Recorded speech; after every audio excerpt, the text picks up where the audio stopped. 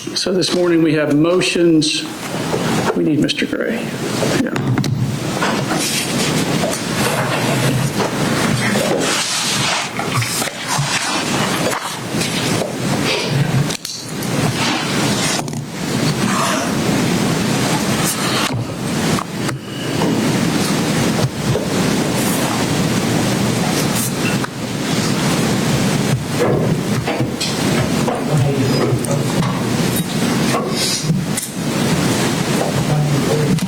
Daniel, did I send you an email about serious pending charges in our division? You did. I was out yesterday, but I'll work on that. I just couldn't remember if I thought to do it or actually did it, so. You did affection that. All right.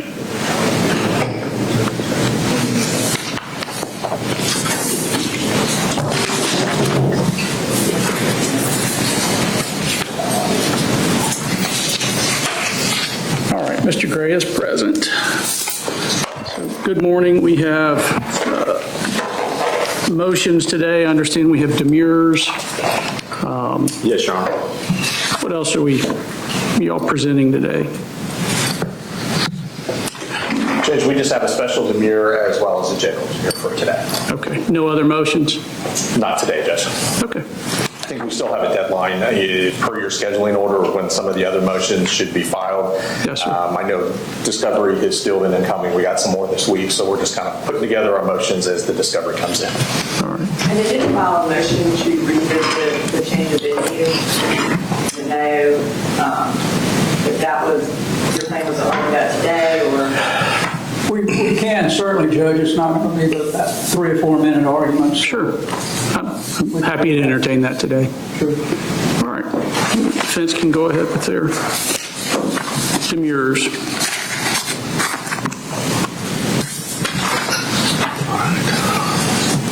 Jimmy, do you want to do the special one first? Do the general first. Sure. Sorry, Judge. It's all right. Judge, we're going to, just for the state's information, I'm going to do the general one first, and then Mr. Barry's going to do the special. Okay. I don't know if you want to respond after. It's probably easier for the court, but I'll leave that to the court. Yeah, we'll do the general first, and then we'll hit the special. The state can respond as we go. And I'll keep it. Just need the indictment. I'll try and keep it simple, Judge, or straightforward. I know we're all pretty familiar with the facts of this case and what a general demur is. I know the court's well aware. We are demurring as to counts 1 through 29 as being void for vagueness as applied and for failing to allege that the defendant's actions were the proximate cause of the deaths that have been charged in this case, as well as a reasonably foreseeable consequence of the defendant's actions in this case as well. I'll talk mostly about the vagueness.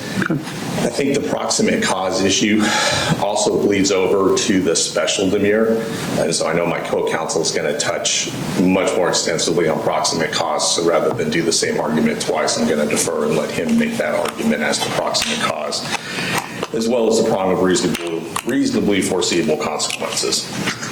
So in terms of vagueness, Judge, we're moving the court to dismiss counts 1 through 29 of the indictment because it rests on irreparably vague statutes stemming from the 14th Amendment's due process clause. The void for vagueness doctrine ensures that the people's representatives make certain conduct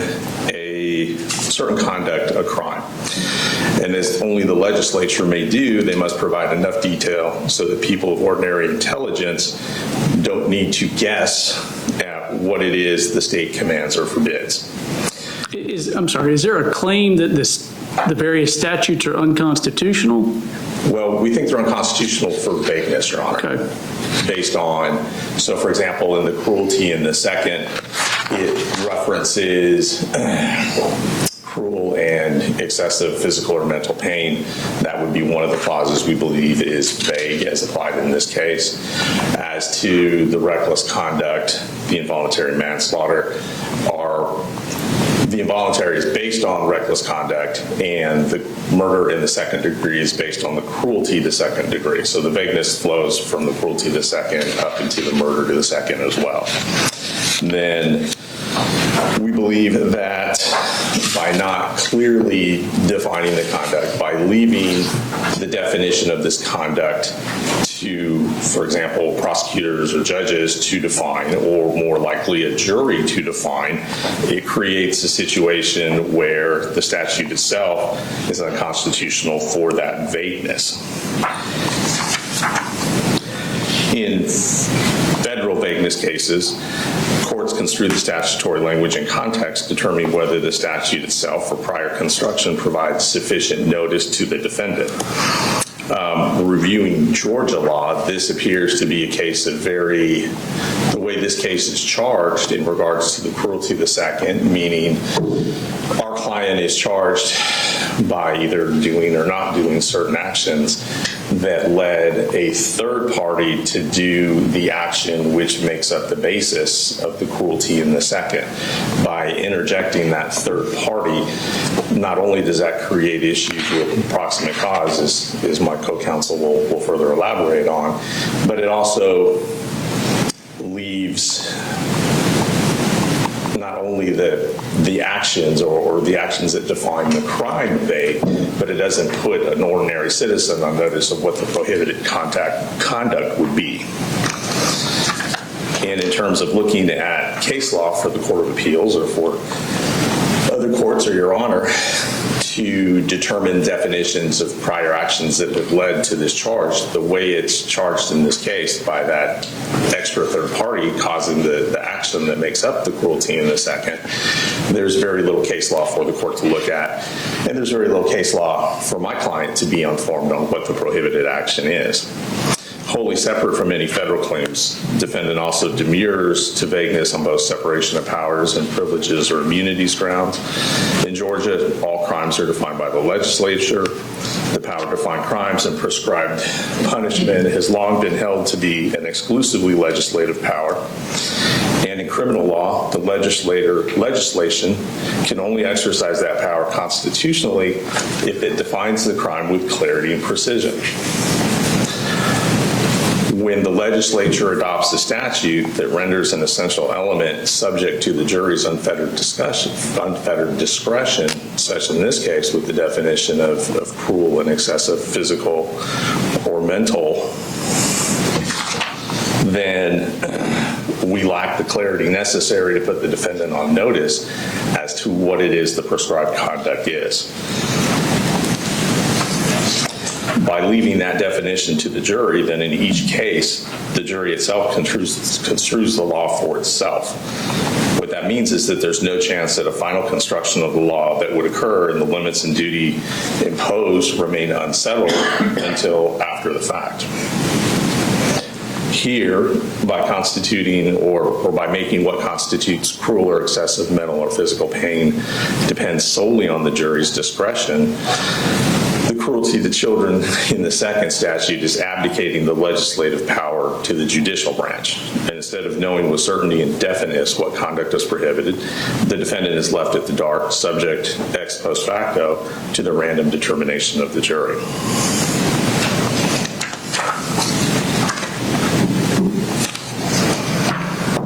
Judge, we feel the same argument applies also to reckless conduct because it's also a statute that depends upon the determination of a jury after the fact as to what conduct constitutes a gross deviation. So it's the same argument in terms of abdicating the power of what the prescribed conduct is and taking that away from the legislator and bestowing it upon the judicial branch to determine. For those reasons, Judge, and I will just make for the record, we also believe that there's an issue with proximate cause and that my client's actions as this indictment has been charged were not only the proximate cause of the death charge, but also a reasonably foreseeable consequence. But as I said, I'll let Mr. Berry address that more fully in his presentation. Thank you, Your Honor. Thank you. Ms. Brooks? I assume Ms. Brooks, but...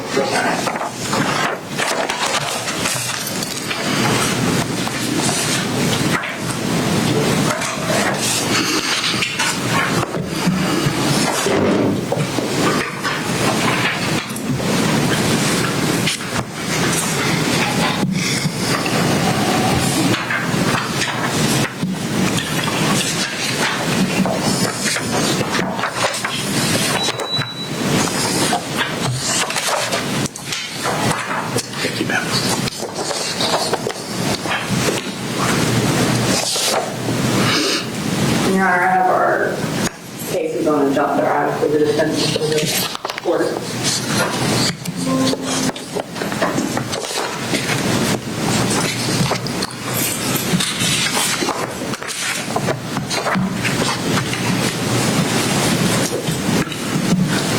And I do have a quick clarifying question.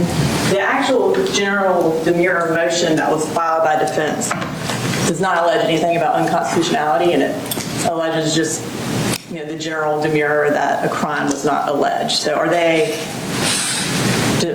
abandoning that allegation?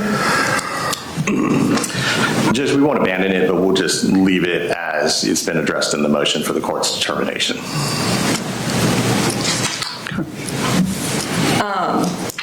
Well, I'll address the general demurrer first, Your Honor, and then Ms. Daniels pulling up some cases on constitutionality. You're going to do the general or the specific? You argued the specific.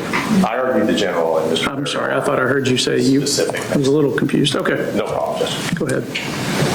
So essentially, Your Honor, pursuant to Kimbrough versus State, which is 300 Georgia 878, a Supreme Court of Georgia case from 2017, to prevail on a general demurrer, an accused must be able to admit each and every fact alleged in the indictment and still be innocent of any crime.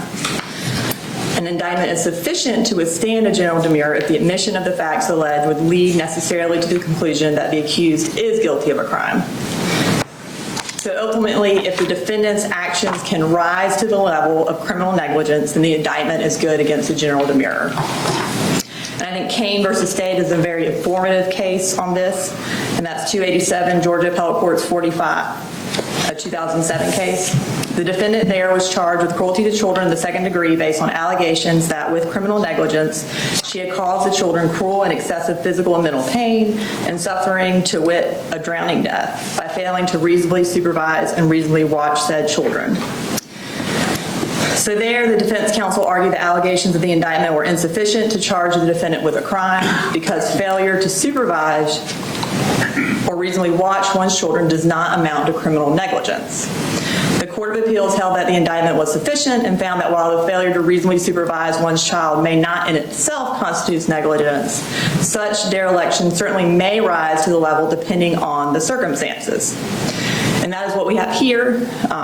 The indictment is not subject to general demurrer because the conduct can rise to the level of criminal negligence. And each of the counts are based on criminal negligence, so the argument for each count is generally the same, and that's pursuant to Johnson versus State, which is 341 Georgia Appellate Courts 425, a 2017 case that stands for the proposition that reckless conduct and cruelty to children in the second degree are crimes involving criminal negligence. So while allowing a child access to a firearm and ammunition may not in itself be negligent, such recklessness may be negligent depending on the specific facts presented at trial. And in fact, the wording of our indictment specifically requires that defendant's conduct be reckless by alleging that defendant consciously disregarded a substantial and unjustifiable risk that his act of allowing his son access to a firearm with sufficient warning that his son was capable of harming others. So ultimately, if the defendant has sufficient warning that his son was dangerous, then he should have taken his AR-15 style rifle away from him. And not doing so before his son shot and killed multiple people is criminally negligent. But whether or not the state has sufficient evidence is not the question before the court today. That's pursuant to Putnam versus State 257 Georgia Appellate Courts 902. Which states that whether or not an act is criminally negligent is ultimately a question for the jury. The indictment adequately alleges a crime, and it's up for the jury to decide whether or not the state can prove that the defendant is guilty beyond a reasonable doubt.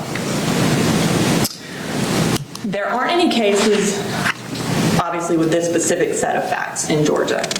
But the appellate courts have found sufficient evidence for criminal negligence in circumstances analogous to this case. Other cases where children were allowed access to dangerous instruments or hazards.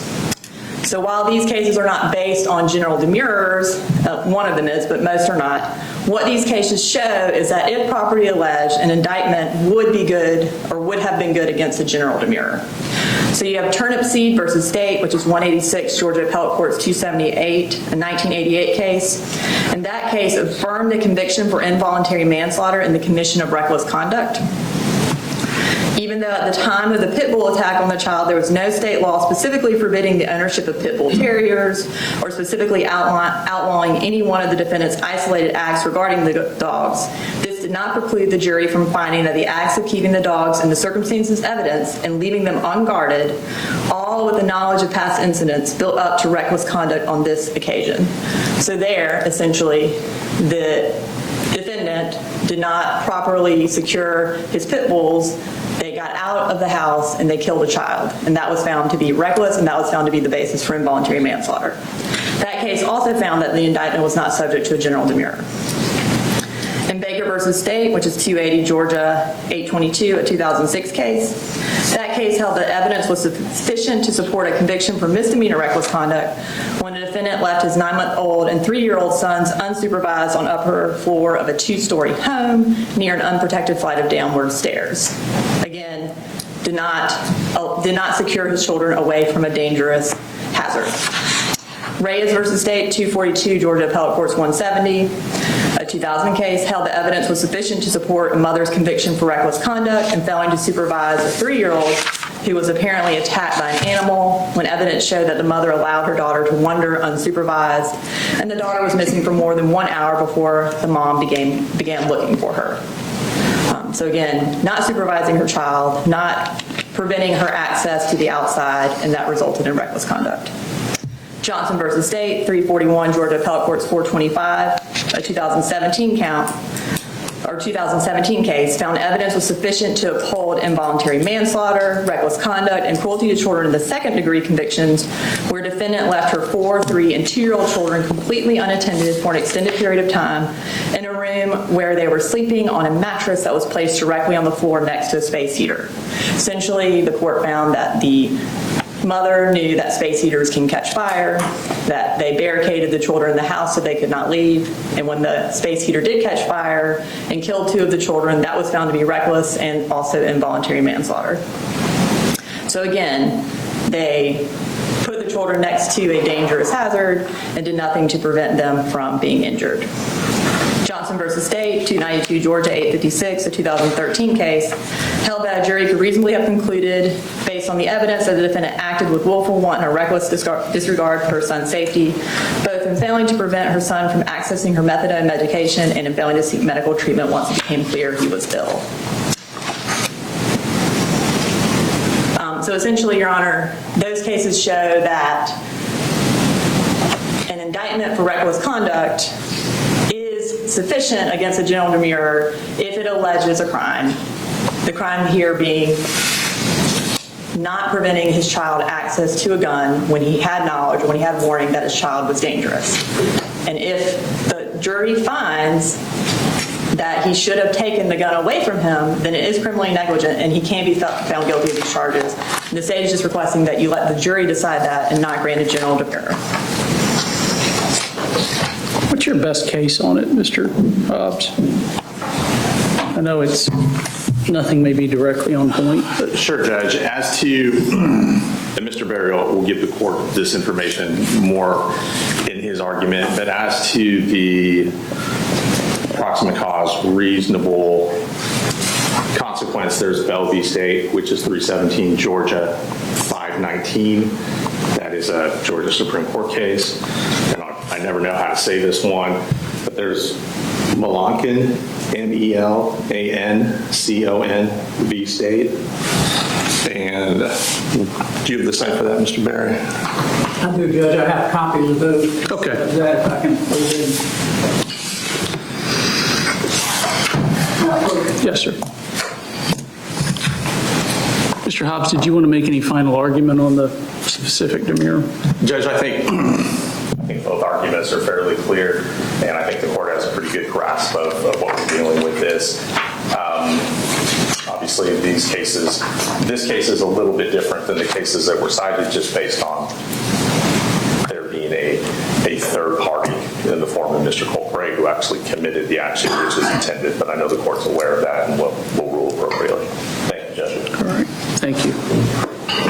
Mr. Berry, you want to do the general? Thank you, Judge. Good morning. Good morning.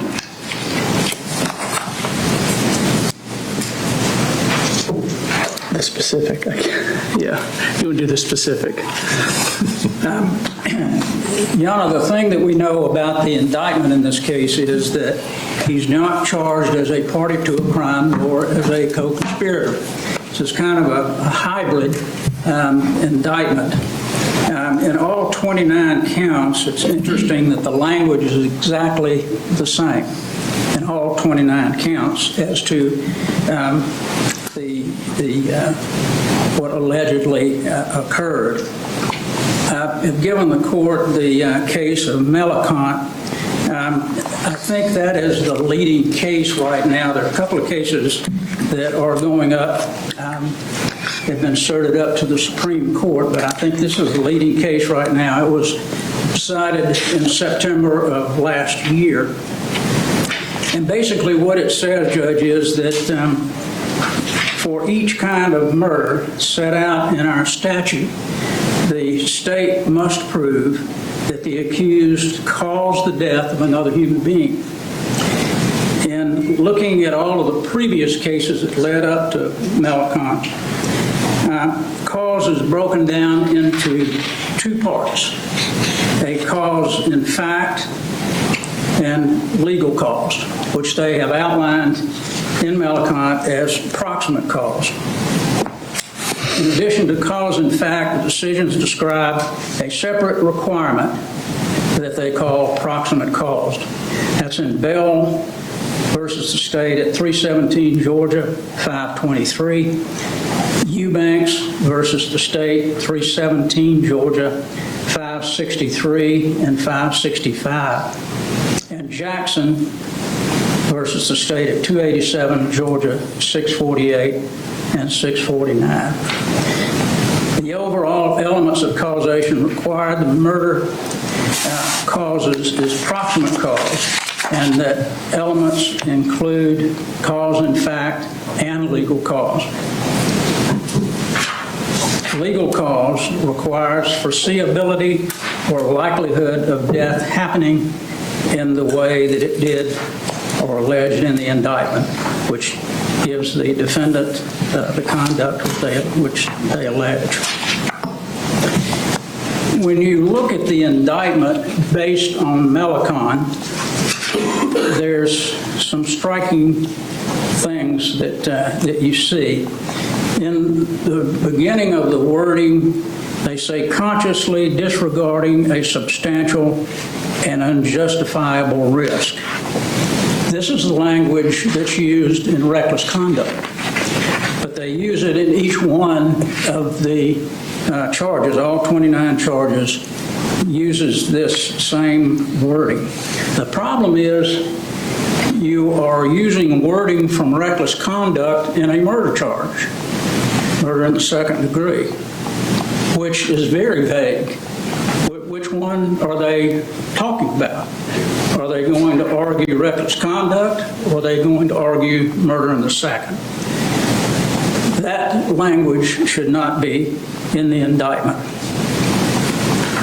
Secondly, in looking at the indictment, they indicate that access to firearms is an issue.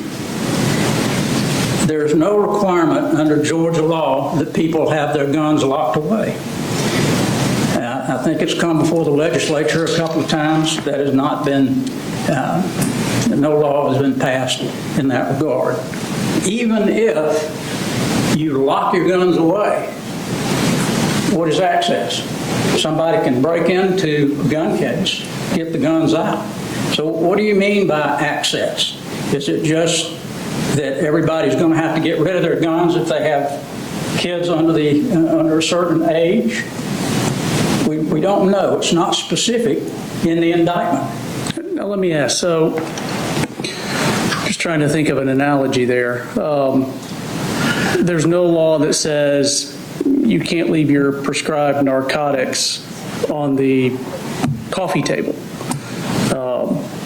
But you could certainly be charged if you left open prescribed narcotics on a coffee table and a child came and overdosed. I mean, would you disagree with that, or? Well, you can take that analogy a lot of different directions. If I have an automobile, I have a 16-year-old, and I know my 16-year-old's gotten a couple of speeding tickets, but I leave the keys in the kitchen. And my 16-year-old gets the keys, drives down the road, runs into somebody and kills them. The access to the keys, is that the proximate cause of the murder? It's very vague at best. And that's why we're saying the indictment is vague in and of itself on a number of levels, that just being one of them. And I realize we have a uniqueness here with the third-party actor. Correct. This is one of the most bothersome parts of the indictment to me, is it says, after receiving sufficient warning, we don't have any clue what that sufficient warning is. I don't know. I've looked at all of the discovery. I don't know what that sufficient warning is. It doesn't outline it in the indictment. So how do I know what a sufficient warning is? Is it your son's having some problems? Is that a sufficient warning? I don't know, because the indictment does not say. So how can we say that a warning is the proximate cause? Because we don't know what that warning is. It's interesting, too, that in the indictment, it alleges that this occurred on or about September the 4th. On or about September 4th. We don't know what sufficient warning he received on or about September 4th, because they put it kind of in a capsule. It's got to be close to September the 4th. We don't know what that warning was close to September the 4th. And was it sufficient? What does sufficient mean? How do we know? Because they haven't outlined it in the indictment. The next part of the indictment, which is confusing, is that Colt would, after getting this sufficient warning, that he would cause bodily injury to somebody. Now, where in the indictment does it tell us that he knew he would? Not that he may, but knew. It's not in the indictment. We don't know how in the world he would have known unless Colt told him. We've got Colt's statement, unless he's made some other statement that we don't have. He's not made that claim. So how would he know that? We don't know. The indictment doesn't tell us.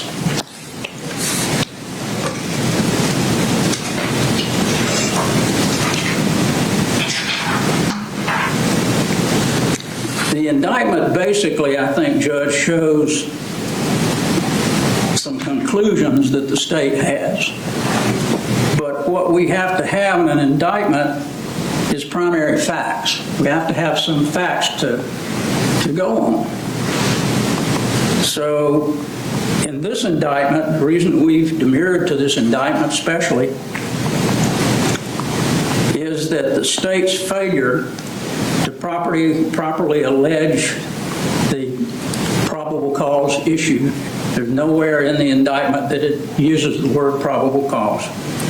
And two, the state's failure to allege that the death was reasonably foreseeable consequence of the defendant's action.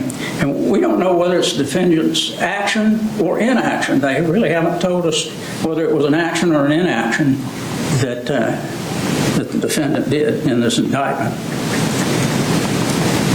Since they were not alleged in the indictment, there's no way to determine whether the grand jury found sufficient probable cause to issue a true bill.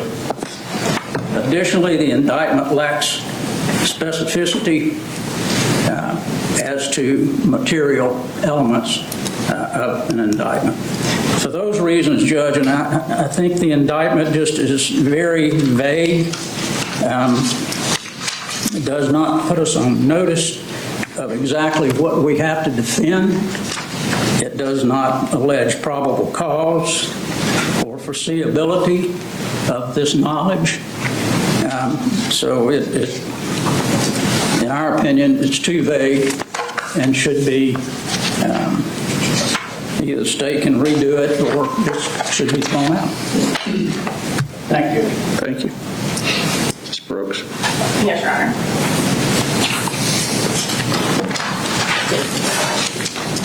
To begin with, as I stated earlier, reckless conduct in criminal is regarding criminal negligence, and so is cruelty to children in the second degree. The only difference is that cruelty to children involves a child, reckless conduct would involve an adult. So the language can be the same because it's essentially the same charge, with the only difference being the age of the victim. Involuntary manslaughter is based on the death of an adult. Cruelty to children in the or murder in the second is based on the death of a child.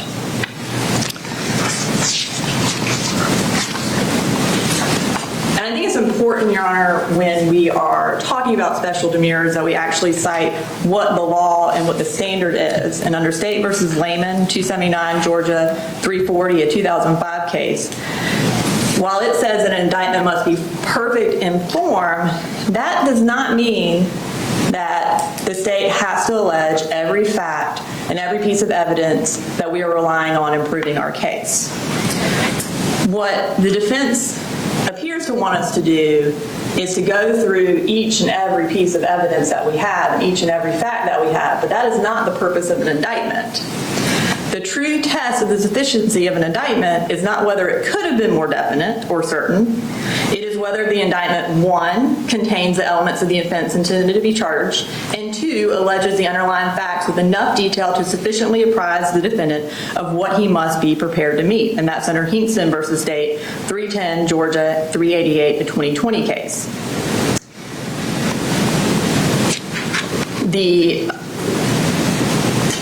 Considering whether the indictment is insufficient, it is informative to remember that the purpose of an indictment is to allow the defendant to prepare a defense. It is not for us to tell them everything that we are going to present at trial. We've given them discovery. They know what we are presenting at trial. We are not required to outline every piece of evidence in our indictment. As each count in the indictment, the state did allege each and every essential element, which is prong 1 of the requirements to withstand a special demurrer. So for cruelty to children, those elements are 1, cause cruel or excessive, 2, physical or mental pain, 3, to a child under 18, 4, through criminal negligence. And here we charge each of those elements. We charge the type of pain, the name of the child, and what act constituted criminal negligence, which is, quote, consciously disregarding a substantial and unjustifiable risk that defendant's act of allowing his minor son access to a firearm and ammunition after receiving sufficient warning that defendant's son would harm and endanger the bodily safety of another. That is his act of criminal negligence.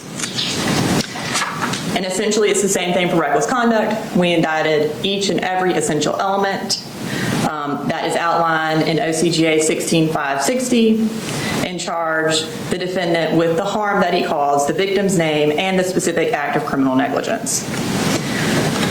Now, for murder in the second degree and reckless conduct, it's essentially the same elements, but you add proximate cause. And to go along with the defense counsel's analogy, whether or not you know that the 16-year-old driving the car, the dad giving him access to that car, was the proximate cause of death is up for a jury to decide. It's whether or not the jury finds that it was reasonably foreseeable that the child would kill somebody.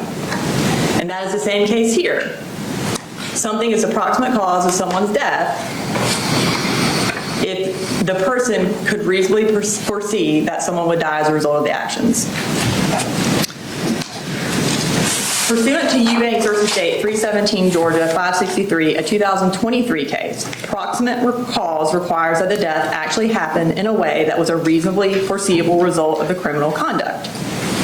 But what constitutes proximate cause is undeniably a jury question and is always to be determined on the facts of the case.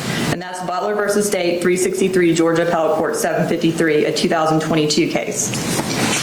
And for indictment purposes, what that means is that the state has to allege an act that could, under any circumstances, result in the death of another. Under any circumstances, be the proximate cause of the death. That's Graders v. State, 263 Georgia Appellate Court 754, a 2003 case, and Funk v. State, 296 Georgia 371, a 2015 case.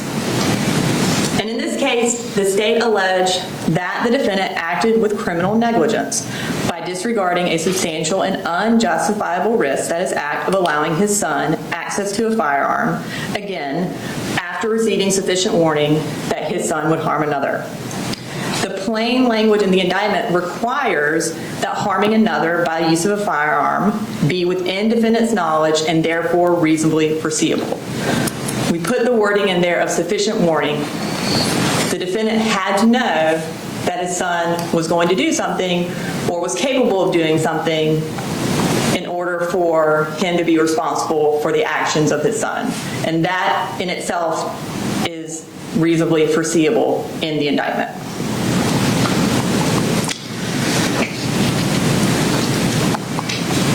And going along to the next argument that the state should have been more specific with regard to whether or not we charge party to a crime, what access the defendant gave his son, and what warnings specifically he had. Well, again, an indictment does not have to contain every detail of the crime to withstand a special demurrer, and that's Kimbrough v. State, 300 Georgia, 878, a 2017 case. And again, sufficiency of the evidence is separate and distinct from sufficiency of the indictment, and that's State v. Hart, 183 Georgia Appellate Court, 737. According to Scruggs v. State, 309 Georgia Appellate Courts 569, a 2011 case, the state does not need to spell out in the indictment the evidence on which it relies for a conviction. Simply put, the law does not require the state to further define essential elements of the crime. We have to put what the essential elements are. We have to apprise the defendant of the evidence he is to meet so that he can prepare a defense, and the state has done that. And I want to go through some examples. Again, we have a unique set of facts, but we have a lot of cases, a lot of charges from the where additional facts are not required. So you have Hinkson v. State, 310 Georgia 388, and Arthur v. State, 275 Georgia 790, which hold that for aggravated assault, an indictment need not say how the defendant used the weapon or even what that actual weapon was. So to say that we have to put the exact warning and the exact access would contradict the fact that you don't even have to put what the weapon was in an aggravated assault. State v. Tate, 262 Georgia Appellate Courts 311, which is a 2003 case, found that a terroristic threats indictment only alleging the crime of violence that was threatened as opposed to the actual wording of the threat was sufficient. So all they had to say was, did threaten a crime of violence, to wit murder, and that was fine. They didn't have to say exactly what he said. They didn't have to say the means of communication for the terroristic threats. And Snyder v. State, 238 Georgia Appellate Courts 55, a 1999 case, an indictment for cruelty to children and child molestation did not allege the specific immoral and indecent act that constituted child molestation and cruelty to children. And that was found sufficient. So they didn't even have to say how the defendant molested the child or caused the pain, and that was fine. In South v. State, 268 Georgia Appellate Courts 110, a 2004 case, that was an aggravated stalking indictment that was sufficient even though it didn't allege the exact ways in which the acts of aggravated stalking occurred. So in this case, the state has put the defendant on notice. The incident date, and he argues that we did not provide a detailed date or that the date isn't sufficient. Well, what the date is the date that the defendant giving his child access to a gun resulted in people dying and people being injured. That is the date. We didn't say the date of the warning. It was what knowledge he had at the time he allowed his child to have access. And that is the date, and that was September 4th of 2024. They are on notice of the date. They are on notice of the specific victims' names. They are on on notice of the act that the state is alleging was criminally negligent, again, giving his son access to a firearm, not taking it away when he knew that his child could harm others. And we allege that the defendant's actions were the proximate cause of the deaths of Christian Angelo, Mason Skirmahorn, David Aspinwall, and Christina Yermy.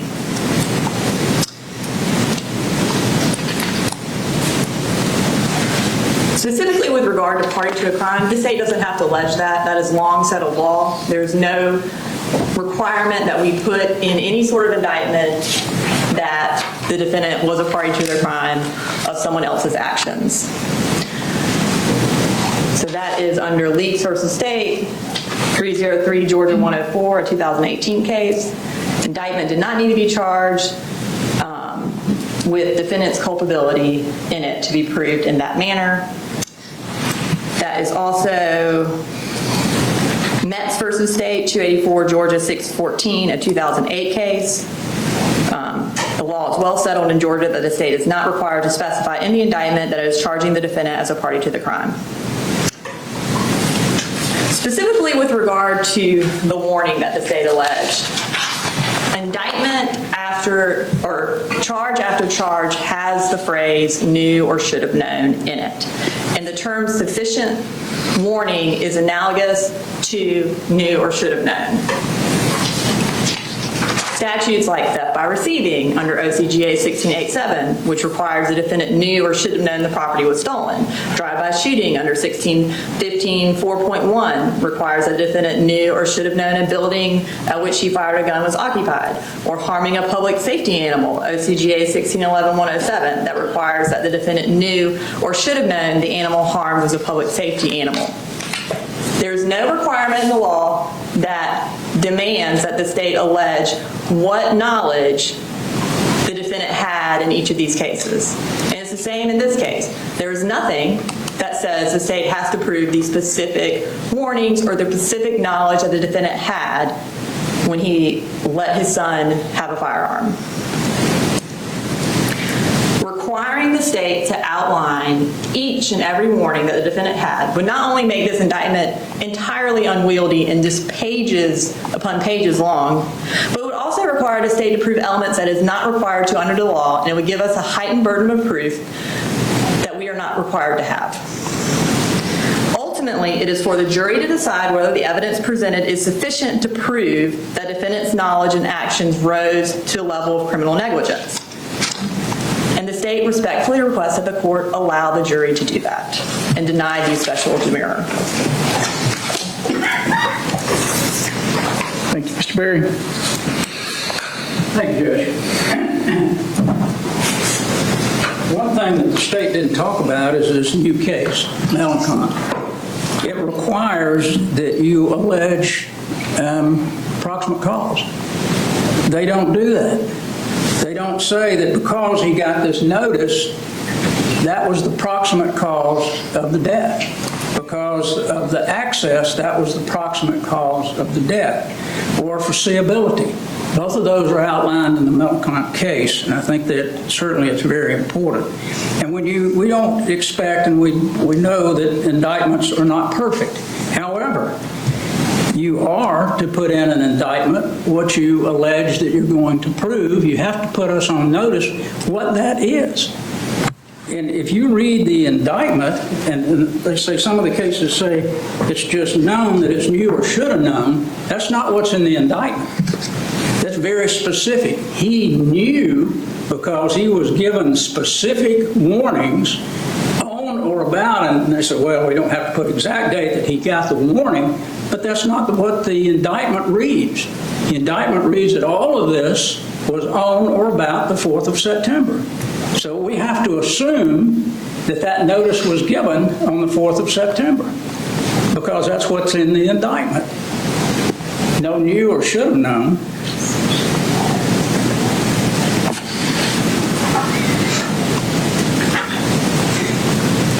And I think when you read the Melancon case, which is a case from last September. It's the most recent case. There are two cases that have gone up to the Supreme Court with similar situations. They have not been decided yet, but this is the leading case right now on what proximate cause, what you have to show in proximate cause. And none of the things that they put in that case are alleged in the indictment. And we still believe, Judge, that they should give us some information as to exactly how this specific warning was given, by whom to him, when he got it, how he got it, what that warning was. I mean, how do we argue proximate cause if we don't know what the warning was? It's not in the indictment. So we're not asking for a perfect indictment. We're just asking for one that we know what the heck we got to argue. And that's what we don't have. Thank you, Judge. Thank you. And Your Honor, I know he gets a lot for us, need to correct the brief misstatement. The Melakon case is not a case about a special demurrer. It's a case about sufficiency of the evidence. It doesn't outline what is required to be in an indictment. It outlines what is required for the state to prove at trial for proximate cause. Again, it's sufficiency of the evidence, and that is not what today is about. To make sure you get last word, go ahead. Thanks, Judge. And that's correct. However, it outlines what it is. And obviously, if you don't have that in the indictment, you got to go back and say, okay, that should have been put in the indictment. So even though what they say is true in one regard, it's still the law that you need to put it in there now, because that's what Melakon said. So I know the state just this morning in open court filed their brief. What are y'all's opinions on submitting proposed orders? Your Honor, we can do that. We can adjust. I assume you can turn your brief into one. I don't know about the defense. Would like us to do that. You want 10 days to file a brief.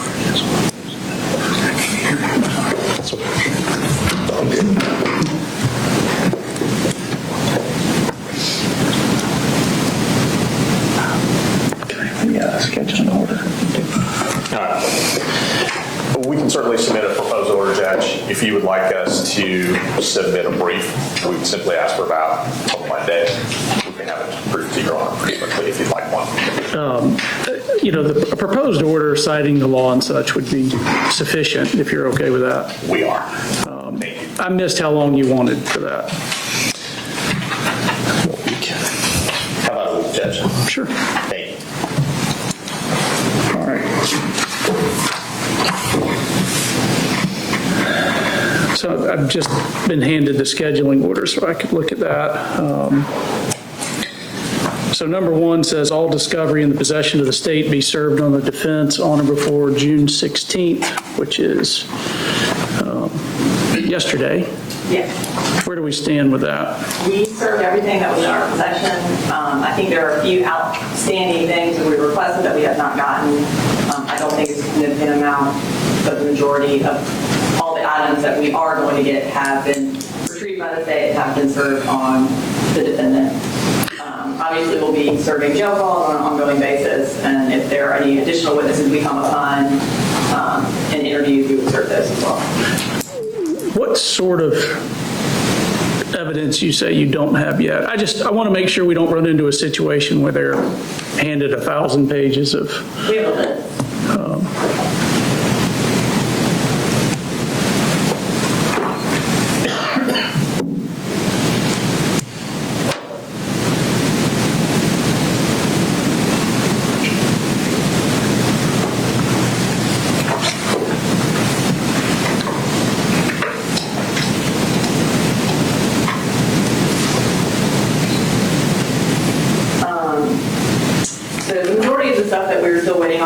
Waiting on a few medical records from some of the victims, which won't be in much dispute.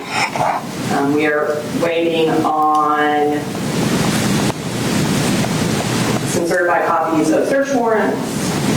There were some additional school records of the defendant's son that we had not received, where he had been at for a short period of time. We're waiting on those.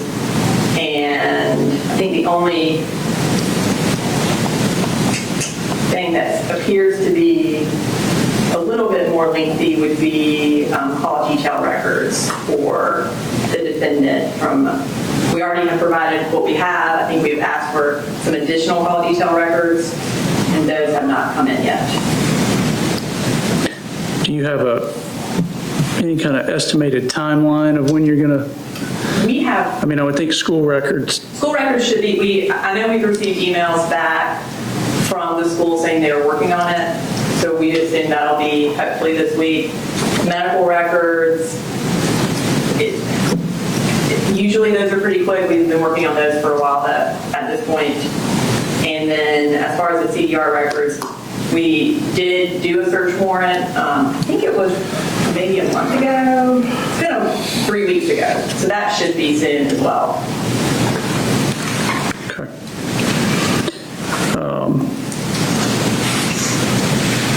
I know y'all will be, but just continue to be diligent in accessing that so that the defense has it in a timely manner. Yes, sir. I realize y'all don't have all the discovery, but what other anticipated motions do you believe we're going to hear?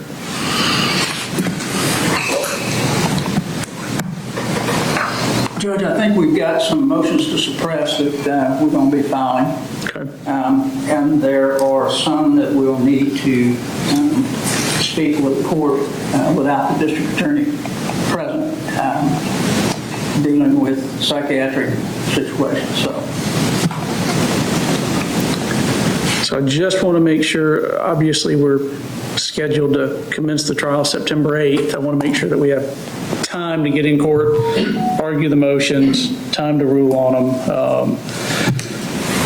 If things get tight in the summer, but there's a judges conference 1 week towards the end of July,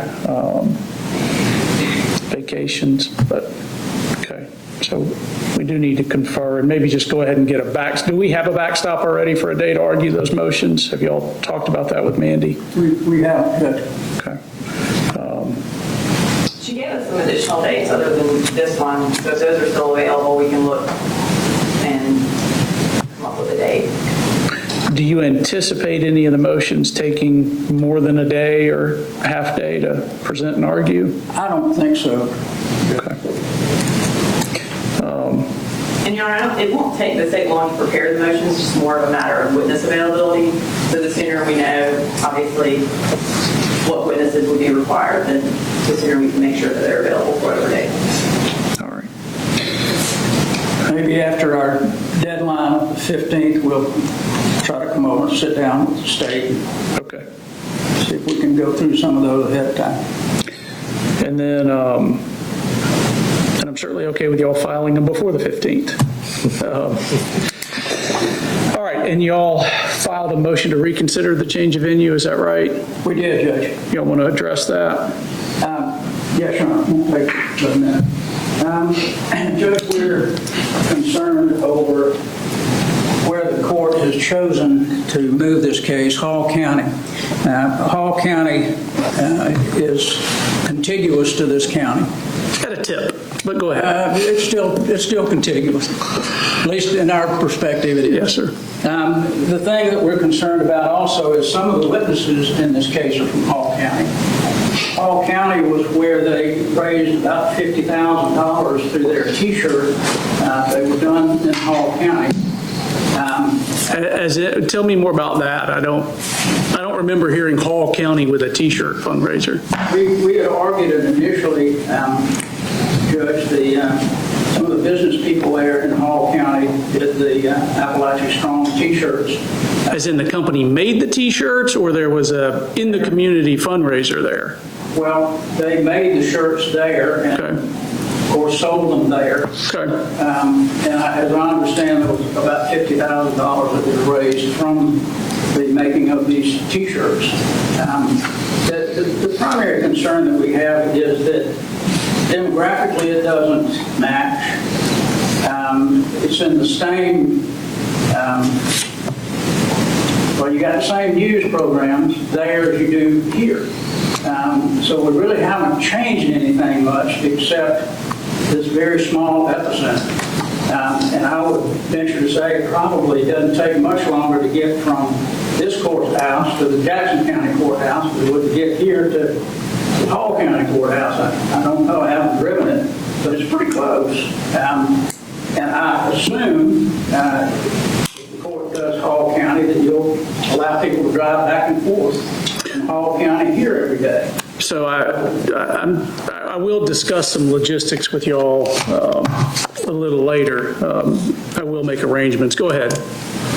But that's what our concern is, Judge. It's just not far enough away. I think that we're still in that epicenter of where this occurred. And I think that you're going to have people in Hall County as a neighboring county, even though it's TIP, it's still neighboring county.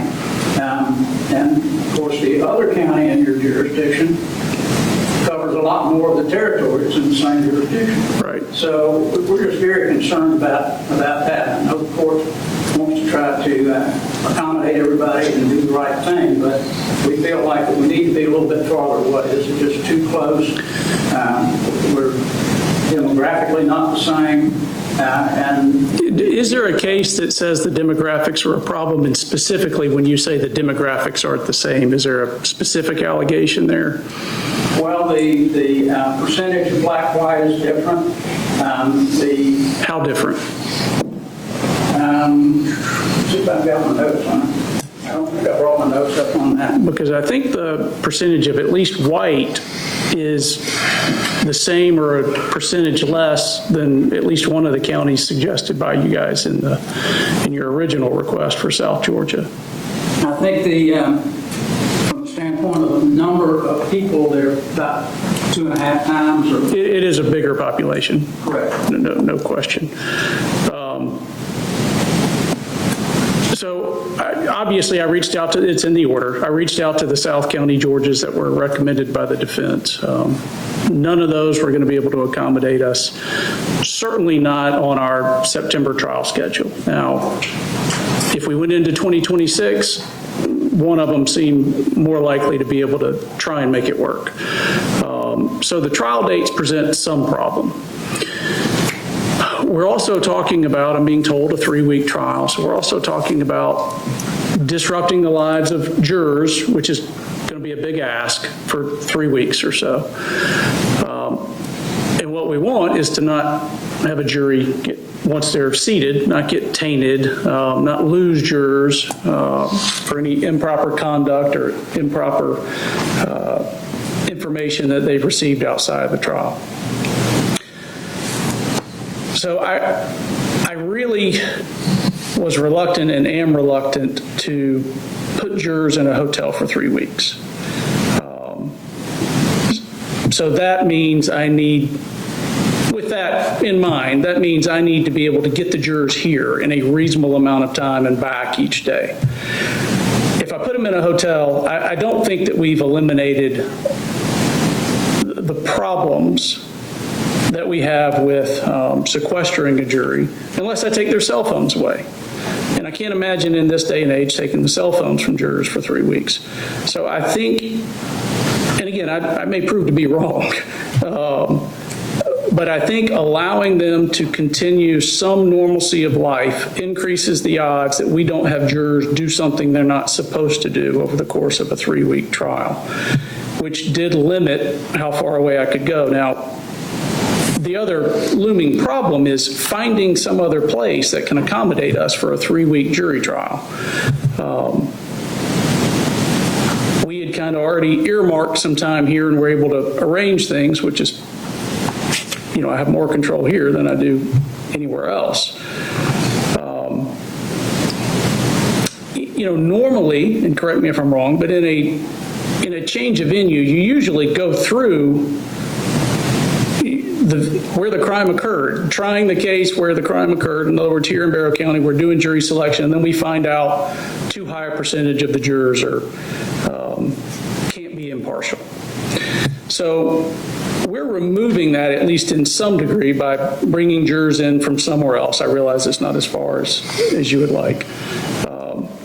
And certainly, we may be in jury selection and find out that too many of the jurors there can't be impartial. And that puts us where we would have been if we'd have tried to get the jury here. Either way, whether I try and find somewhere else, which is going to be 2026, or we try it with Hall County jurors and find out that perhaps we can't get a fair jury there, we're still going to be 2026, going somewhere else, doing it again.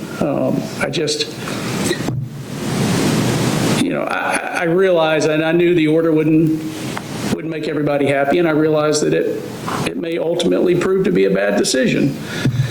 But I think it's worth, since we already have plans to try this in September, we have the ability to do it here, I think it's worth getting a jury from somewhere else that's close enough to get them here and back every day without them having to stay in a hotel for 3 weeks.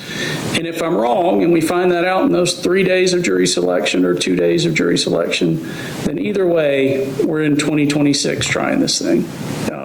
And if it happens that we can't get them in Hall County, then I'm much more likely to try and go to South Georgia or make plans in advance where somebody can accommodate us. So I certainly understand the motion, but I don't intend to grant it. And, just to let the judge know, I know you want to get it tried in September of Yes, this sir. year, but there may be some impediments to doing that anyway, depending on what we may want to take up. So if we do that, it may put it into 26 anyway. So if that's the case, then I've been doing this for a minute. I know Yes, sir. what it's like to spend 2.5 weeks of voir dire and not be able to get a jury. So I certainly would like to avoid that, and I know everybody would like to avoid that. I know you want to accommodate the DA's office and the witnesses. We drive an hour and 45 minutes every day to get here. Yes, sir. So, that's not outside the realm either. Maybe we could go up towards Chattanooga. They don't have the same news media coverage to get it out of Chattanooga instead of Atlanta. So I just want to keep that open for the court if you see that we may have to go in the 26. Yes, sir. And I'll keep that one to myself. If there's anything that y'all see on the horizon, either side, that is going to be an impediment to trying this as we have it scheduled, let me know as soon as possible, because if we do need to make changes, I want to know about those as early as possible. We've put a lot on hold here for the 3-week trial, that if we're not doing it then we can adjust the court schedule here so that other cases can be tried. Okay. I do have just some logistics to discuss if council are comfortable coming to chambers after you pack up here. Yes, Your Honor. All right. Thank you. Thank you, Judge. Yes, sir.